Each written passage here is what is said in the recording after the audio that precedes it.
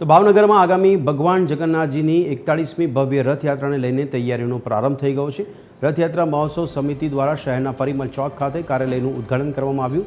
ધાર્મિક માહોલ વચ્ચે પૂજા અર્ચના, આરતી અને ધ્વજારોહણ સાથે કાર્યાલયને ખુલ્લું મૂકવામાં આવ્યું। આ પ્રસંગે ભાવનગરના સંતો, મહંતો, રાજકીય અને સામાજિક આગેવાનો સહિત મોટી સંખ્યામાં ભાવિકો ઉપસ્થિત રહ્યા હતા। સમિતિના આગેવાનોએ જણાવ્યું હતું કે ભગવાન જગન્નાથજીની 41મી રથયાત્રાને લઈને ભાવનગરમાં ધાર્મિક ઉત્સાહનો માહોલ જોવા મળી રહ્યો છે અને રથયાત્રા મહોત્સવ સમિતિ દ્વારા તડામાર તૈયારીઓ શરૂ કરવામાં આવી છે।